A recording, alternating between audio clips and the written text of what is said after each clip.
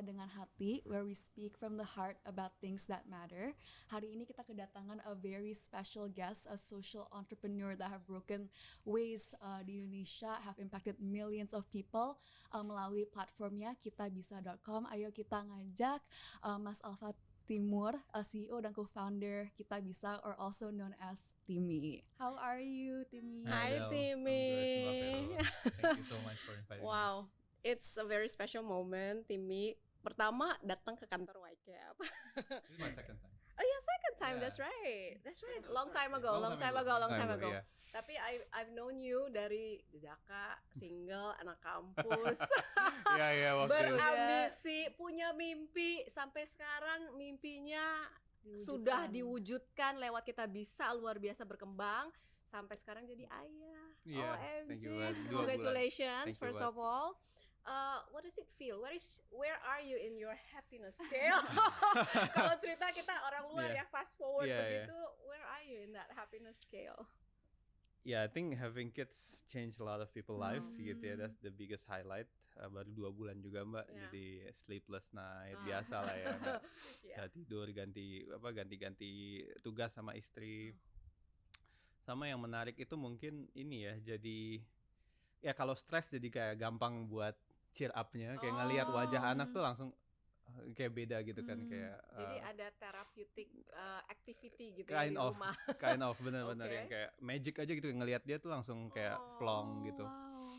Sama apa ya kalau ngobrol sama istri kadang agak philosophical, kita jadi mikir what kind of future our kids will be gitu ya. Jadi kayak kita jadi lebih punya stronger why lah gitu kalau sekarang kerja kayak sekarang, karena this is something yang mungkin bakal shape future-nya anak kita juga gitu sih. Berbeda perspektif sekali Ada ya. agak-agak lebih filosofis mungkinnya kalau jadi ayah tuh. Kalau dulu kan mungkin ya udah gitu, tapi kalau sekarang ngelihat sesuatu mungkin jadi agak dapat perspektif lain gitu.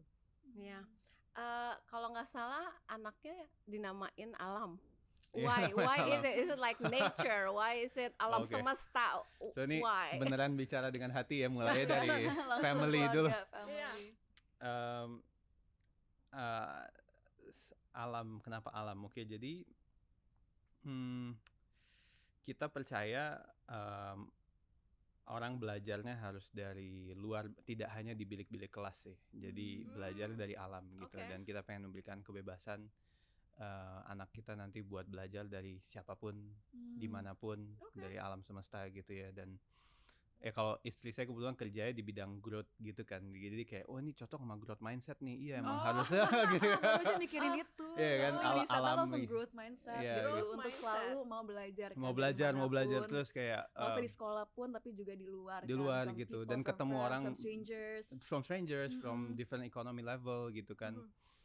Dari lingkungan beneran, dari hutan dan lain-lain gitu sih. Dan kebetulan kita juga suka alam, suka hiking, satu keluarga. Pantesan. Sebenarnya istri nggak suka sih, saya doang.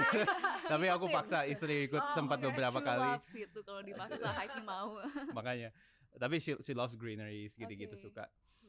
Gitu sih. Jadi that's why alam, dan alam tuh kan agak unik ya. Jadi ada Indonesianya, ada Arabiannya, karena alam gitu kan. Bahkan kalau ada kayak sounds Chinese juga ya, kayak alam, lam gitu, alam gitu. Oh iya, bisa jadi. Ada, karena cukup tapi aku versatile namanya. Versatile ya, atau Al ya, dipanggilnya Al ya. Aku suka banget ya. I can't relate to this conversation naming kids, tapi artinya you put a lot of thought into the name of your kid ya. Of course, yeah, of course. Mama juga kan. What is my name? Please, Adele. What's Adele?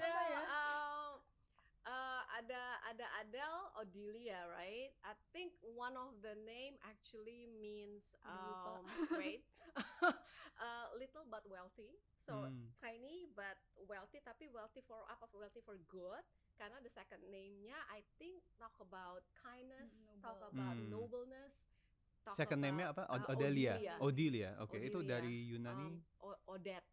I think Yunani ya, Greeks. Ya, I guess abis 25 tahun udah nggak ada that philosophical meaning gitu. I know the meaning bahwa dia bisa mungkin kecil bisa dalam bentuknya kecil, tapi kecil mungkin nggak terlalu tenar mungkin di masyarakat, tapi dia menggunakan segala kekayaannya gitu, all the resources, kan kekayaan nggak harus duit ya, bisa talenta, bisa waktu untuk menjadi noble dan kind. I think I have my life purpose in my name. Iya. Bener loh, naming itu penting banget loh. Doa kan soalnya. Iya loh, ternyata ngeri ya.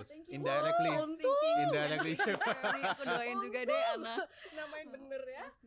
Wow. Tapi aku mau nanya dong, is there any, I know you've only been a dad selama 2 bulan ya, tapi ada gak kayak lessons of fatherhood yang bisa di-apply nih pas leading Kita Bisa?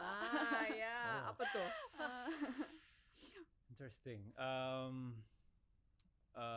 Kayaknya karena bayi masih belum terlalu kelihatan ya, tapi I think kita udah mulai prepare kayak ini sih, we need to lead by example gitu ya. Jadi instead of ngasih tahu. I heard that from your first statement, kayaknya lebih hati-hati nih gue hidup ya, karena ada yang ngeliatin di rumah, karena betul. Memang anak-anak itu kan dari yang kita omongin tuh cuma 10% kali dia denger, sisanya dia nggak denger, tapi they see and imitate, then masuk ke imitating, itu masuk ke sanubarinya gitu kali ya, dari sesuatu yang dia lihat. Jadi kalau misalnya contoh dulu ya, I used to talk about parenting karena ada 4 kuadran how to parent gitu kan. Okay.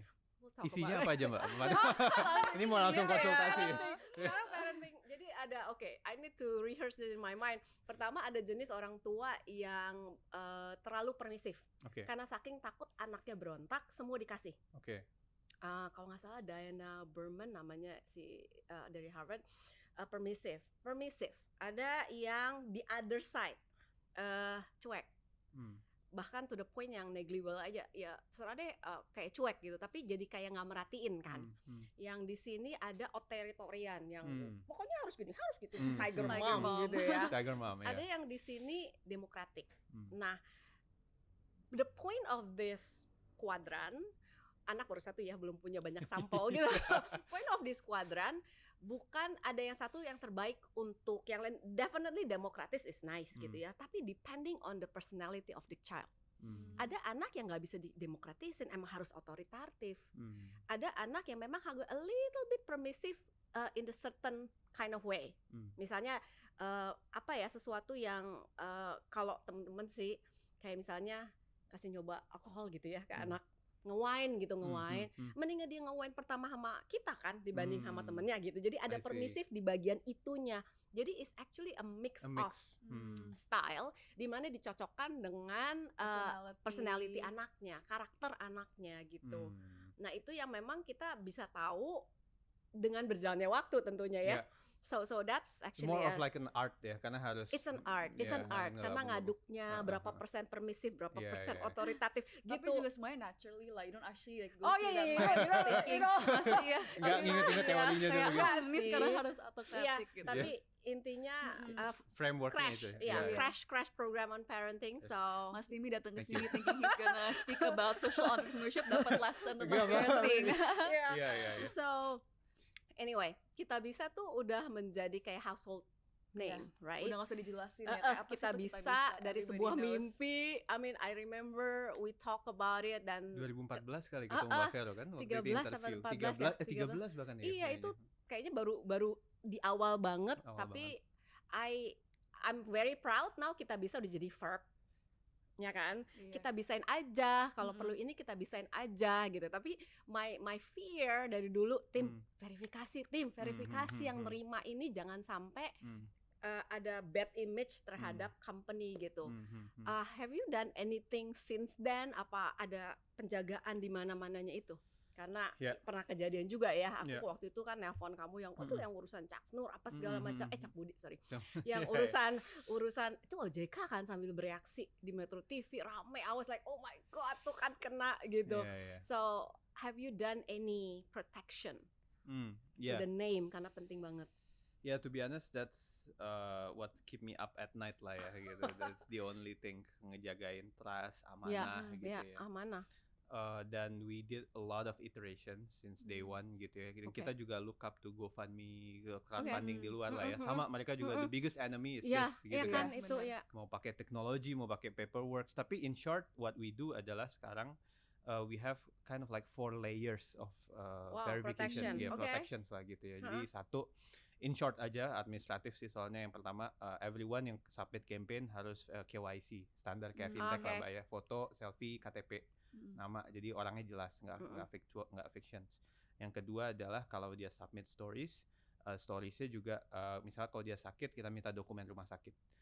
Nah dokumen rumah sakit kita ada tim yang juga ngecek dan kita kan kerja sama rumah sakit. Oh jadi ada direct visit ke rumah sakitnya atau not necessarily direct visits, tapi kita bisa cek dari dokumennya. Oke, documentation dulu lah ini. Documentation itu ada data tangan dokternya, kemudian rumah sakit yang mana, dan itu bisa di double check kalau ada yang ada yang aneh. Diteleponin nggak dokternya? Diteleponin. That's beberapa case diteleponin. Yang ketiga, ketika dia melakukan pencairan itu kan kelihatan transparent ya, dia melakukan pencairan berapa nilainya, kemana dan untuk apa. Nah itu kan data points juga buat kita buat double check lagi. Jadi kita nggak memungkinkan orang main tarik-tarik dana aja tanpa nggak kelihatan gitu kan. So terang benderang dulu supaya gampang ngeceknya gitu kan. So that's what we make sure dari semua pencairan. Nah yang keempat tentu ini yang lebih kayak kita responsif itu public report. Karena bagaimanapun as a platform we also rely on the communities to report, to give feedback, to give tips.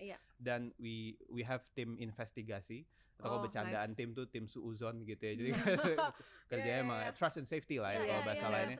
It's very important. Dan mereka banyak dapat tips, kerja juga sama pihak berwajib gitu ya. Anytime ada yang raising flag, pilihannya dua, satu kita take down dan kita alihkan dananya, atau kedua kita balikin ke donatur. So we do it constantly dan kita selalu update ke donatur. Ini berapa persen dari apa tuh namanya? Cases semuanya, less than 1% Mbak. Less than, ini kayak kita NPL gitu. Iya NPL ya kan?